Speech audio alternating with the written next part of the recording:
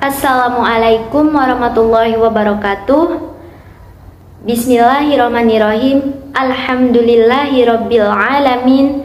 Wassalatu wassalamu ala asyrafil anbiya'i wal mursalin. Hamdan syakirin hamdan na'imin. Hamdan yu'afini ammahu wa yukafi ummazida. Ya Rabbana lakal hamdu wa lakal mulku wa lakal syukru kama yambaghi wali azimi amma sultanik. Allahumma sholli ala sayyidina Muhammad wa ala ali sayyidina Muhammad. Rabbi shrah li sadri wa yassir li amri wahlul 'uqdatam min lisani yafqahu qawli. Amma ba'du. Alhamdulillah atas rahmat, nikmat, serta ridho dari Allah Subhanahu wa Ta'ala, hingga sampai saat ini kita masih bisa merasakan nikmat tersebut.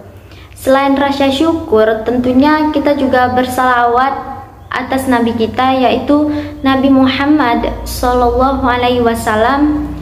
Semoga senantiasa kita mendapatkan syafaatnya di yaumil akhir kelak. Amin amin ya robbal alamin. Pada kesempatan kali ini saya akan menyampaikan ceramah singkat dari saya atas pemenuhan tugas untuk mata kuliah Pendidikan Agama Islam di Universitas Negeri Medan. Maka sebelum itu saya ingin memperkenalkan diri saya. Saya Anal Syamaresha dengan NIM 3202422002. Di kesempatan kali ini saya akan menyampaikan dengan judul Meraih Kesuksesan dengan Hati. Nah, setiap orang itu kan pasti ingin sukses. Banyak orang yang mendefinisikan arti sukses itu dalam implementasi kehidupan sehari-harinya. Pandangan sukses masing-masing orang itu pasti berbeda. Ada yang merasa sukses dengan harta kekayaannya, ada yang merasa sukses dengan memimpin banyak orang atau punya banyak pengikut yang ada di bawahannya, serta ada yang merasa sukses dengan karisma yang dimiliki oleh dirinya masing-masing. Sukses harus disertai dengan motivasi yang merupakan proses penjelas intensitas, arah, dan ketekunan seseorang untuk mencapai kesuksesan mereka masing-masing. Ada 3 elemen utama dalam definisi kesuksesan. Yang pertama, intensitas, yang kedua arah, dan yang ketiga ialah ketekunan. Banyaknya orang yang sukses, namun tak semuanya juga bisa membuat seseorang itu bisa kagum pada dirinya. Masing-masing pandangan seseorang itu kan pasti berbeda, karena kesuksesan mereka itu hanyalah kesuksesan yang sementara atau kita sebut sebagai kesuksesan yang ada di duniawi saja. Apalagi bila membaca atau menyaksikan perilaku asli mereka itu semakin membuat tidak simpatik. Saya ingin berpendapat bahwasannya sukses itu tidak hanya bagi mereka yang bisa meraup materi sebanyak-banyaknya, tetapi dalam hal tersebut materi mereka itu tidak mau mereka bagikan walaupun hanya sedikit kepada orang lain yang ada di sekitarnya. Tentunya orang-orang tersebut sangat membutuhkan bantuannya berupa harta maupun yang lainnya. Kelebihan yang mereka miliki itu seharusnya membuat mereka merasa bersyukur dan semakin bersyukur kepada Allah setiap harinya, karena Allah melebihkan rezeki mereka dan Allah menitipkan rezeki mereka itu kepada seseorang yang berlimpah dengan hartanya. Namun sebaliknya, harta kekayaan yang terkumpul membuat mereka itu menjadi manusia yang sombong dengan kesuksesan harta yang menumpuk. Tentunya ada beberapa orang yang kita jumpai seperti itu. Namun yang saya yakini, jika dia selalu bersyukur, maka dia akan mengingat sebagian hartanya itu adalah milik dari orang lain yang sangat membutuhkan atas hartanya tersebut. Lalu tentunya kita bertanya-tanya, bagaimana sikap kita jika kita diberikan kesuksesan dari Allah Subhanahu wa Ta'ala? Sebagaimana Allah telah berfirman dalam Quran surah Al-Mulk ayat 15 yang berbunyi, A'udzu billahi minasyaitonir rajim. Bismillahirrahmanirrahim. Huwallazi ja'ala lakumul arda dhalulan famshu fi manakibiha manakibiha wa kulu mir rizqih wa ilaihin nusyur.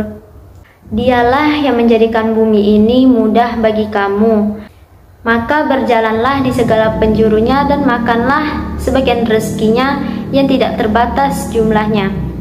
Quran Surat Al-Mulk ayat 15. Shadaqallahul azim.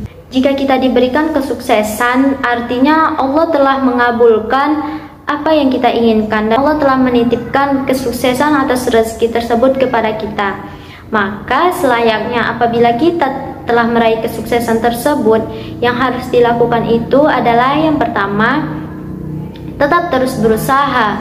Karena bila kita sudah merasa sukses dan puas hati, maka akan mengurangi konsistensi kinerja kita dan kita akan mulai bermalas-malasan dalam mencari rezeki tersebut.